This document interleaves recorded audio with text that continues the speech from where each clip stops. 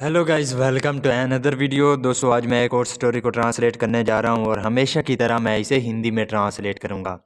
तो आज की जो वीडियो है काफ़ी इंटरेस्टिंग होने वाली है। इस वीडियो में आपको वर्ड बाय वर्ड मीनिंग मिलेंगे और साथ में मैं ग्रामर के पोर्शन को भी कवर करूंगा। तो आपसे गुजारिश है इस वीडियो को आखिर तक ज़रूर देखेगा।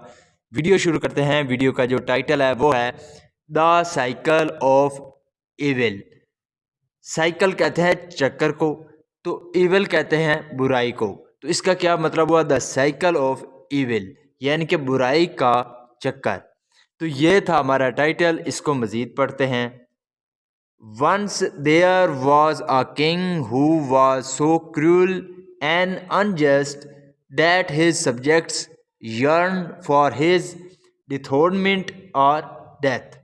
वंस वंस का सेंस होता है एक दफ़ा या एक बार। देर वाज अ किंग, तो एक राजा था। हु वाज सो क्रूअल, जो कि बहुत ही जालिम था। क्रूअल का मतलब होता है जालिम, जो बहुत जालिम था। यहाँ पे जो हु है ये रिलेटिव प्रोनाउन है जो कि किंग के बारे में बता रहा है। तो हु वाज सो क्रूअल, जो कि बहुत जालिम था। एंड अनजस्ट, और ना इंसाफ करने वाला। अनजस्ट का मतलब होता है ना इंसाफ, यानी कि जो नाइंसाफ़ी करे उसे अनजस्ट बोलते हैं। तो नाइंसाफ़ी करने वाला था। डैट के हिज सब्जेक्ट्स, जो उसकी राया थी, यर्न वो चाहती थी, फॉर हिज डिथोरमेंट यानी कि जो उसका तख्त नशीनी है वो क्या हो जाए, छीन जाए, और डेथ या उसे मौत आ जाए। तो इसका क्या मतलब हुआ? वंस एक बार, देर वाज अ किंग, एक राजा था। Who was so cruel and unjust, जो कि बहुत जालिम और नाइंसाफ़ी करने वाला था। That his subjects yearn for his dethronement और डेथ, कि उसकी जो राया थी वो चाहती थी कि वो उसका या तो तख्त छिन जाए या उसे मौत आ जाए। हाउएवर, ताहम, वन डे, एक दिन, ही सरप्राइज देम ऑल। ही सरप्राइज, सरप्राइज का मतलब होता है हैरान करना। तो यहाँ पे सेकंड फॉर्म है सरप्राइज। तो उसने हैरान कर दिया देम ऑल, उन सबको, बाय अनाउंसिंग, घोषणा करके। अनाउंस का मतलब होता है घोषणा करना या ऐलान करना। तो उसने घोषणा करके उन सबको हैरान कर दिया। डैट के ही हैड डिसाइडेड, उसने फैसला किया, टू चेंज, बदलने का, हिज पॉलिसीज, अपनी रणनीतियाँ। यानी कि एक दिन उसने उन सब को हैरान कर दिया ये फैसला करके, अपनी जो पुलिसियाँ यानी कि पुलिसियाँ थी, रणनीतियाँ थी, उनको तब्दील करके। नो मोर क्रूटली, नो मोर इनजस्टिस। नो मोर क्रूटली यानी कि अब और ज़्यादा जुल्म नहीं। नो मोर इनजस्टिस, और ज़्यादा नाइंसाफ़ी नहीं। ही प्रॉमिस, उसने वादा किया।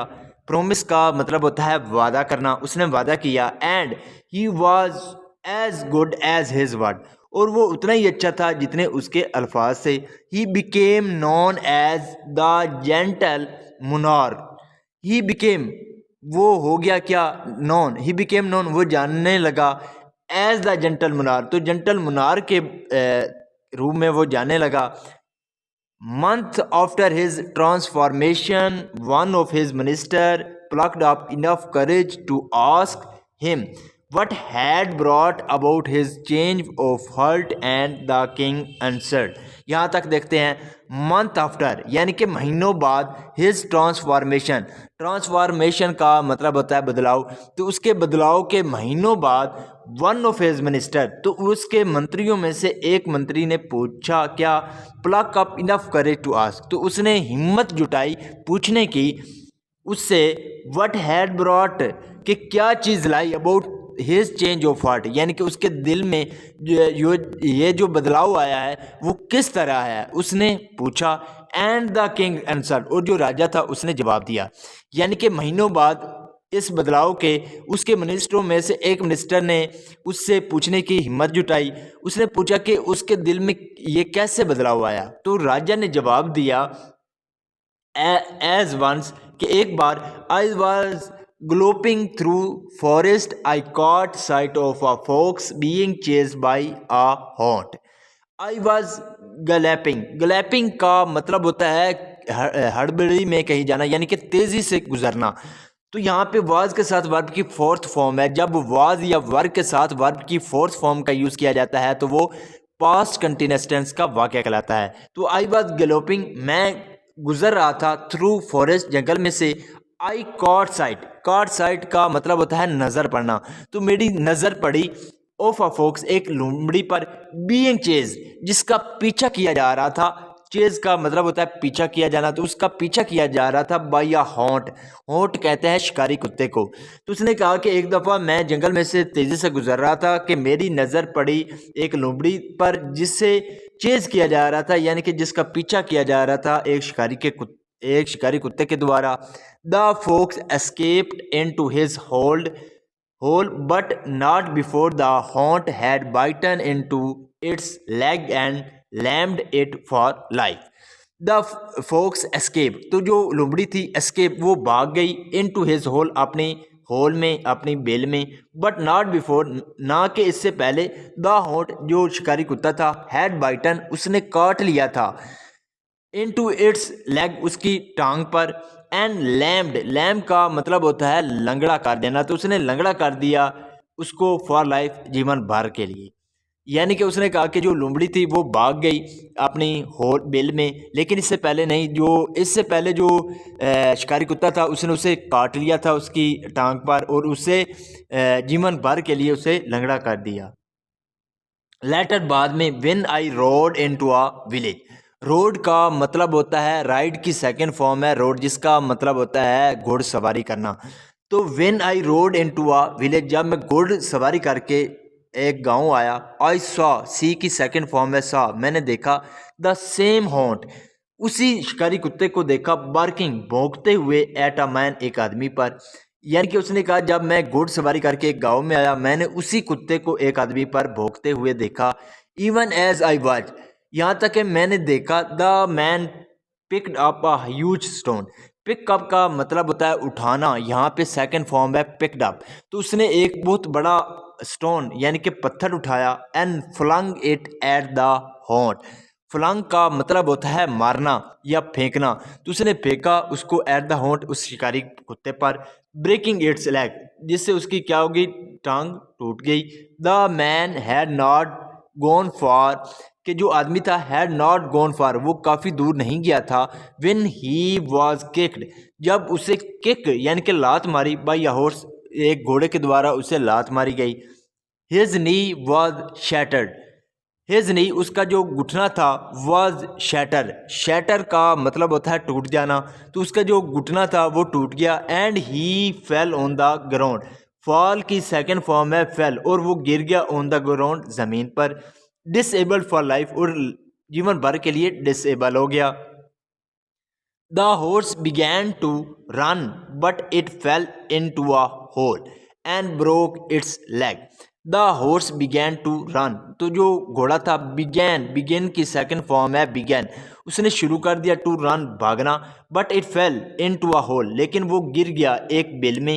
एंड ब्रेक की सेकंड फॉर्म है ब्रोक, और उसने तोड़ दी इट्स लेग, अपनी जो टांग।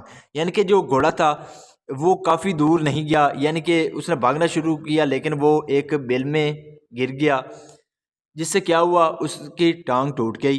रिफ्लेक्टिंग ऑन ऑल, रिफ्लेक्टिंग का मतलब होता है देखते हुए, तो ये सब देखते हुए, डैट हैड हैपेंड, जो हुआ था, आई थॉट, मैंने सोचा, इविल बिगेट्स इविल, इविल यानी कि जो बुराई है, बिगेट्स वो जन्म देती है, इविल बुराई को, यानी कि बुराई बुराई को जन्म देती है। If I continue in my evil ways, if I continue, अगर मैं जारी रखता हूँ, इन माई इवल वेज, यानी कि जो अपनी बुराई के ये जो रास्ते हैं, ये जो वे हैं, इनको मैं जारी रखता हूँ,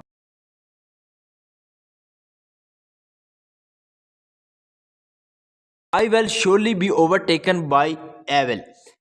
I will surely be overtaken, overtaken का मतलब होता है हावी हो जाना, बाई एवल बुराई, तो जो बुराई है वो मुझ पे हावी हो जाएगी। उसने कहा कि अगर मैं अपनी जो बुराई है इसको जारी रखता हूँ तो जो बुराई है वो मुझ पे हावी हो जाएगी। सो इसलिए आई डिसाइडेड टू चेंज, तो मैंने फैसला किया टू चेंज, बदलने का।